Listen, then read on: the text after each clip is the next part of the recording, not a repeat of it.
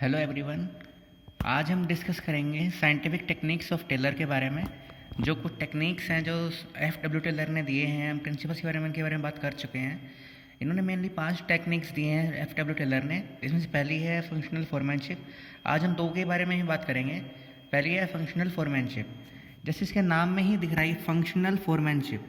Foremanship करना functional basis पे, हर एक वर्कर को, हर एक फोरमैन को उसे काम के अकॉर्डिंग बांटा जा रहा है। ज़रूरी नहीं है जैसे कि हो सकता है कि कुछ सारे काम एक ही सब बंदा ना कर सके। तो इसी वजह से एफ डब्ल्यू टेलर ने फोकस किया है कि हर एक काम को अलग अलग इंडिविजुअल में बांटा हुआ है, जैसे कि कोई भी किसी काम पे कंसंट्रेट कर सके, कोई भी कन्फ्यूज़न से ना काम करे, कोई भी एक पर्टिकुलर काम में एक्सपर्ट बन सके।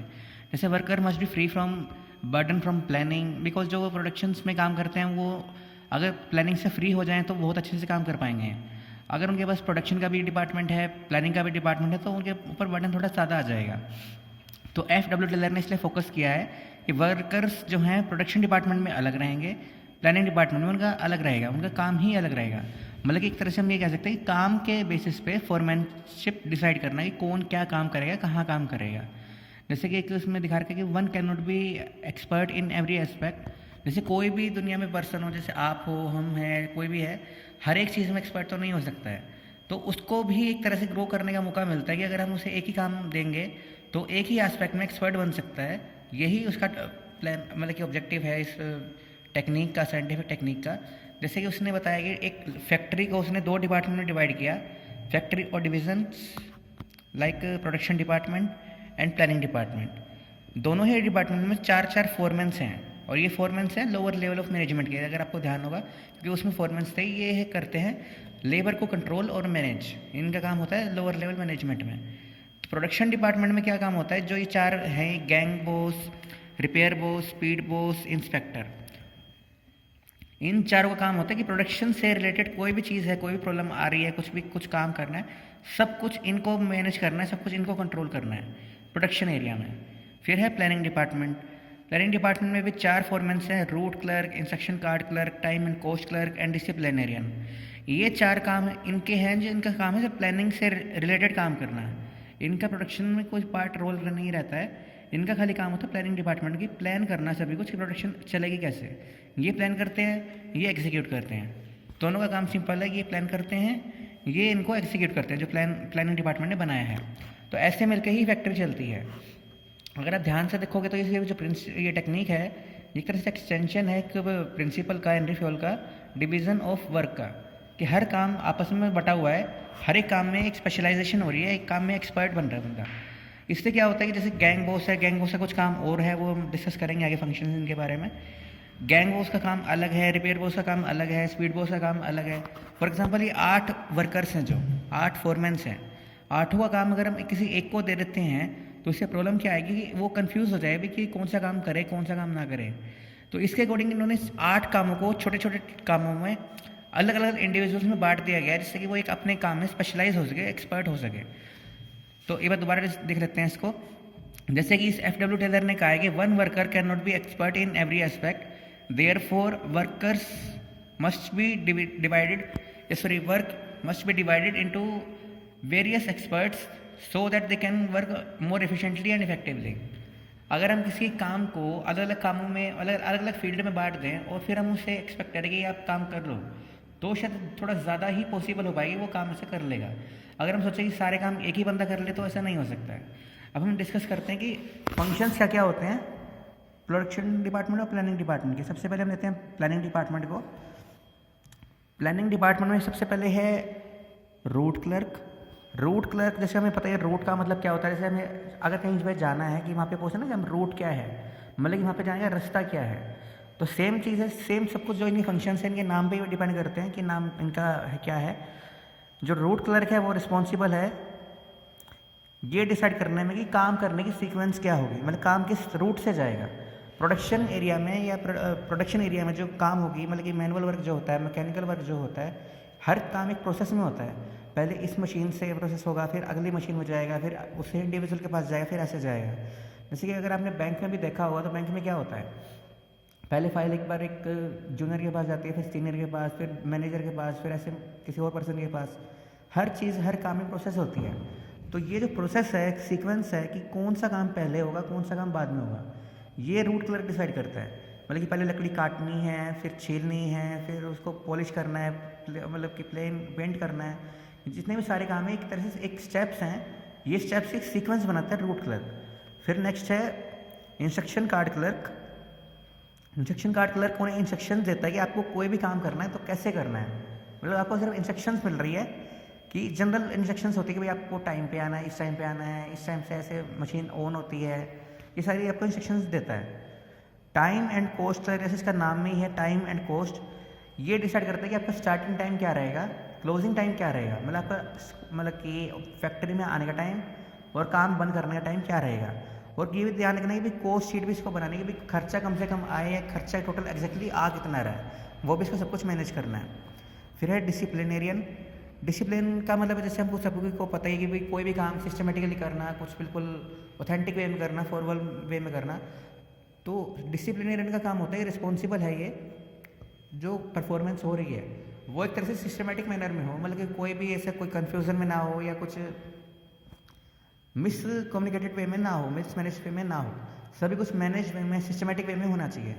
तो दोबारा देख लेते हैं। पहला है रूट क्लर्क जो सीक्वेंस डिसाइड करता है कि कौन से काम पहले किया जाएगा, उसके बाद कौन काम दूसरा स्टेप जो है दूसरा स्टेप को परफॉर्म करेगा, उसके बाद थर्ड स्टेप कौन परफॉर्म करेगा। मैकेनिकल जॉब हो या मैनुअल जॉब हो, मैकेनिकल मशीन से होती है, मैनुअल हाथ से होती है जो लेबर करते हैं। ठीक है, तो ये रूट डिसाइड करता है काम का कि सीक्वेंस क्या रहेगी। फिर instruction card clerk instructions provide करते हैं। Time and cost clerk time मतलब starting time closing time decide करता है, कॉस्ट शीट बनाता है। कॉस्ट शीट में हम ये नोट करते हैं कि कितना खर्चा हमारा आ रहा है प्रोडक्शन में। कॉस्ट क्या होती है, कॉस्ट कहाँ आती है हमारी, जैसे कि हमें लेबर कितना ले रही है या जो हमारा रॉ मटेरियल है वो कितना आ रहा है, कितना वेस्टेज हो रहा है। डिसिप्लिन का काम है डिसिप्लिन मेंटेन करना। फिर हम आते हैं प्रोडक्शन डिपार्टमेंट में। पहला है गैंग बॉस। गैंग बॉस का काम होता है सभी को टूल्स मशीन्स वगैरह सभी रिसोर्सेज अरेंज करना जिसके बाद काम हो सके। मतलब कि अगर कोई मशीनरी है ख़राब है तो उसे नई मशीन लाना या जो भी करना सब कुछ अरेंज करके देना लेबर को जिससे वो काम कर सके। फिर है स्पीड बॉस। इसका काम है कि स्पीड बनाए रखना कि जो काम मिला है वो टाइम पे कंप्लीट हो जाए। नेक्स्ट है रिपेयर बॉस। अगर कोई मशीन या टूल ख़राब है तो उसे सही वर्किंग कंडीशन में रखना रिपेयर बॉस का काम है। ठीक करना, ठीक करवाना, जो भी जैसे भी है उसको ठीक करवा के लेबर को देना। फिर लास्ट है इंस्पेक्टर। इंस्पेक्टर का काम होता है कि कोई भी क्वालिटी कंट्रोल के साथ कोई भी छेड़छाड़ ना की जाए। ऐसा ना हो कि कोई लेबर है कि ज़्यादा इंसेंटिव कमाने के चक्कर में कुछ ज़्यादा ही रात काट दे, 1 घंटे में 100 यूनिट बना दे, जो कि अगर 50 बननी चाहिए थी। प्रोडक्शन ज़्यादा हो अच्छी बात है, लेकिन क्वालिटी के साथ समझौता नहीं होना चाहिए। हम दोबारा देख सकते हैं इसको। साइंटिफिक टेक्निक है, फंक्शनल फोरमैनशिप है, काम के हिसाब से लोगों को बांट देना, अलग अलग इंसान को अलग अलग काम दे देना जिससे कि वो एक्सपर्ट बन सके। 2 डिपार्टमेंट होते हैं फैक्ट्री में, प्रोडक्शन डिपार्टमेंट, प्लानिंग डिपार्टमेंट। ठीक है, फिर प्रोडक्शन डिपार्टमेंट में हमने 4 फोरमैन्स को बांटा है। गैंग बॉस का काम है कि सारी मशीन्स अरेंज करना।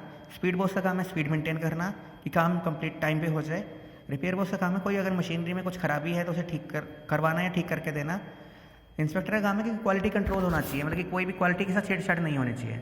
रूट क्लर्क का काम है कि एक सीक्वेंस बनाना कि काम किस सीक्वेंस में होगा। इंस्ट्रक्शन कार्ड क्लर्क का काम है कि इंस्ट्रक्शंस देना।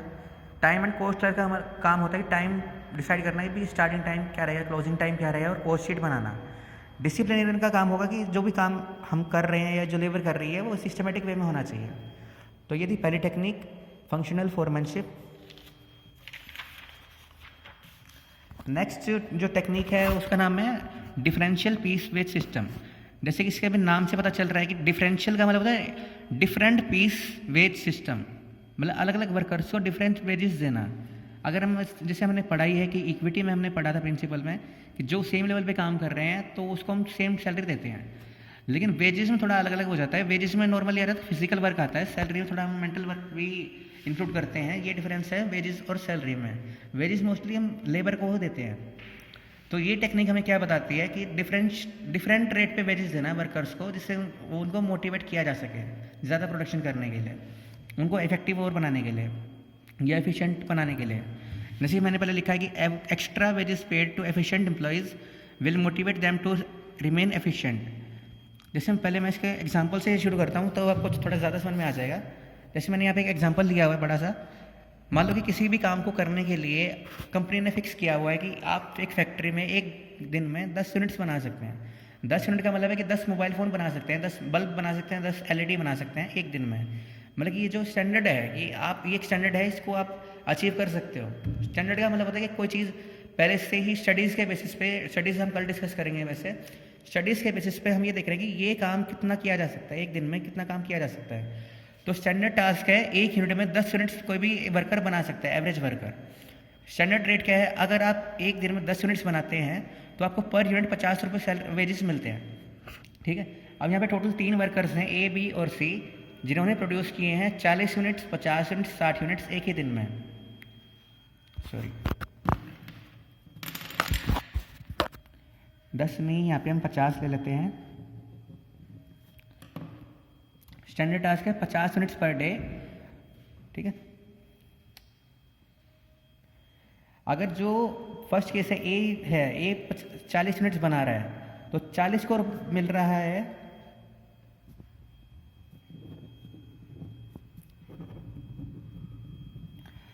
जो 40 यूनिट्स बना रहा है उसे मिल रहा है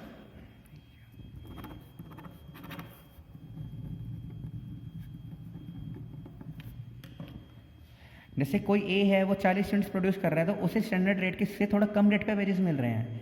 जैसे फॉर एग्जांपल स्टैंडर्ड वेजेस से 50 रुपये तो उसे 40 रुपये के हिसाब से मिल रहे हैं। मतलब 40 यूनिट्स बनाए 40 रुपये के हिसाब से उसको मिलेंगे 1600 रुपये। मतलब कि उसको थोड़ा इनएफिशिएंट वर्कर है तो उसे मोटिवेट करने के लिए थोड़ा उसे कम दिया जा रहा है जो एवरेज वर्कर को मिलता है। जैसे कि ये तरह से ग्रेडेड किया जा रहा है कि एक इनएफिशिएंट वर्कर है, एक एफिशिएंट वर्कर है, एक एवरेज वर्कर है। तो एवरेज वर्कर को सेम यूनिट्स पर सेम प्राइस पे वेजेस मिलेंगे, जो इनएफिशिएंट वर्कर है उसको स्टैंडर्ड प्राइस से कम रेट पे वेजेस मिलेंगे पर यूनिट के हिसाब से। फिर हम आते हैं बी पे। बी ने कितनी यूनिट किया है, 50 यूनिट्स प्रोड्यूस करी हैं। 50 यूनिट उसने प्रोड्यूस किए हैं, 50 ही स्टैंडर्ड टास्क था तो उसने एग्जैक्टली एवरेज वर्कर वाला काम पूरा किया है।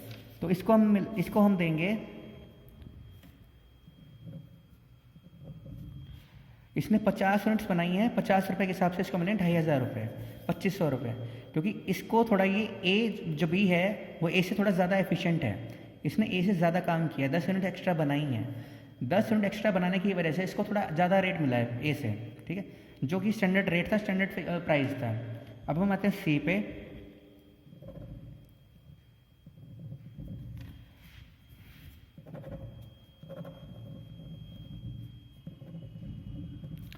सी पे आते हैं। सी ने प्रोड्यूस किए थे 60 यूनिट्स। 60 यूनिट्स जो है कि स्टैंडर्ड टास्क से भी ज़्यादा है, बी से भी ज़्यादा है, ए से भी ज़्यादा है। तो ऑब्वियसली बात है कि सी को बी से और ए से दोनों से ज़्यादा मिलना चाहिए। तो सी को मिलेगा 60 रुपये पर यूनिट के हिसाब से, 60 यूनिट्स का वो होता है 3600 रुपये। ठीक है, इससे हो रहा है 2000 का डिफरेंस आ रहा है। क्योंकि इसका मतलब क्या है कि एफिशिएंसी को बढ़ाने के लिए जो एफिशिएंट वर्कर है उसको अपग्रेड करने के लिए, उसको मोटिवेट करने के लिए, उसको थोड़ा इंसेंटिव देने के लिए उसको हम एक्स्ट्रा पे कर रहे हैं पर यूनिट का।